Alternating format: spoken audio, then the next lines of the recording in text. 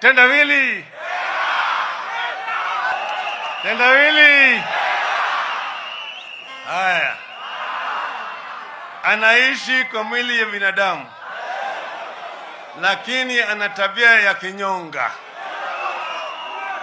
Nani hiyo? Nani hiyo? Mmeshindwa. Mnipate mimi mji basi. Kibira. Sawa. Hiyo ni nywele. Si unajua wasiwasi wa nywele? Akiwa kwa kichwa inaita nywele. Akifika hapa inaita ndevu. Bado ni nini? Ikifika hapa kwa kifua inaita malaika. Bado ni nini? Lakini ikiingia kwa kwapa na huko chini niliambiwa, lakini nimesahau. Mko tayari? Sasa nilisema sitaki niende huko juu, na naenda peke yangu bila wanajeshi yangu. Sawa sawa? Hiyo mimi nitakuwa rais hanisi ambaye amefinywa makende. Ana makende.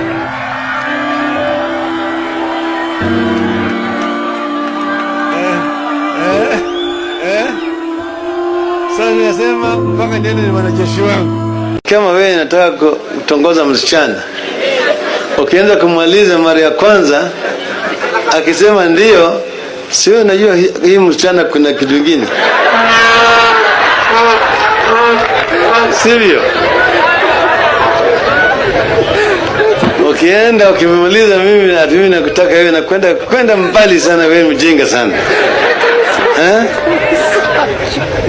Mara ya pili ukienda atamwambia wewe sitaki kuona sura yako. Ukienda mara ya tatu atakuuliza ati unasemaje? Akina mama wafinye usiku peke yake, lakini sio mchana wafanye kazi. Kama ni waaminifu, wakisema wao ni kama kina mama, wakisema atakupatia.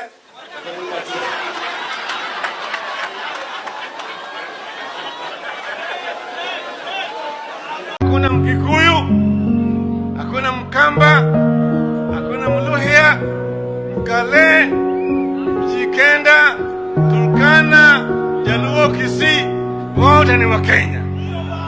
Sawa? Hakuna kabila ambayo iko hapa Kenya kwa mwaliko ya mwingine. Wanataka kudumisha Ukenya. Kenya ndio ile kitu ya kwanza kabisa, sio? Sivyo? Kama naongea mambo ya Waluhya, ananiwacha mimi wapi? Raila Amolo Odinga mwana wa Oginga. Oginga mwana wa Odinga. Odinga mwana wa Raila. Raila mwana wa Rapondi. Yeye ni mwana wa Matara. Matara ni mwana wa Wanga. Na bibi yake anaitwa Sakwa. Raila atatoka kesho. Raila atakuwa 2027. Anaweza kuwa hayuko. Lakini kama mkienda tena kwa uchaguzi na sasa itakuwa wao ambao waliiba ndio wanakaa pale. I'm going to leave this for rather some other time. I'm trying to tell Kenyans, think as a Kenyan first before you think as a member of the community here and there. I'm surprised all the times when I come here and people say they fear Raila. We have all the time been working together. Jaramogi is the one who stood up in parliament and said that Jomo Kenyatta and all those who detained with him were under the true leaders of Kenya. He was disowned by members who came from this region in parliament. Go and read the Hansard. But he went on and kept on saying Uhuru na Kenyatta until eventually Kenyatta was released. Kenyatta was released to Jaramogi.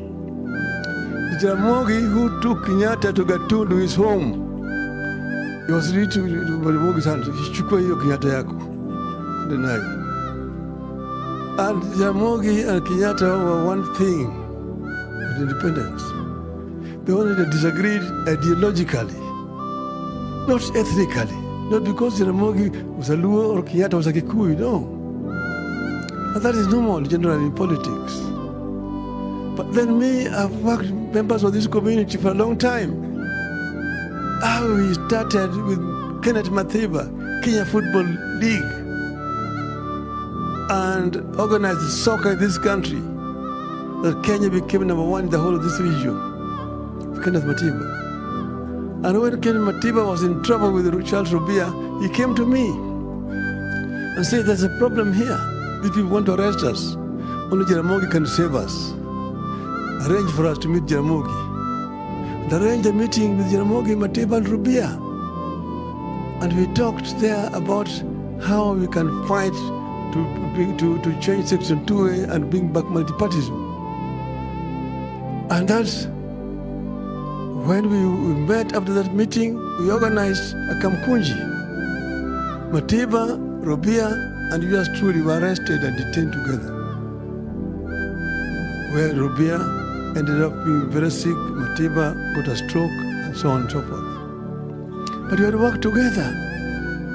We came out back here, we started a Ford. Kenya, Ford. Later on they came and split it into Ford Kenya and Ford Asili. But we had to work together with those people. Fast forward again, when the opposition was divided in 1992 and lost elections, Nyayos 34% against opposition's 66%. 97, we were not able to unite. We were defeated. 202. Twende kupiga kura. Kuna ile ingine ni asante. Hata I love you too.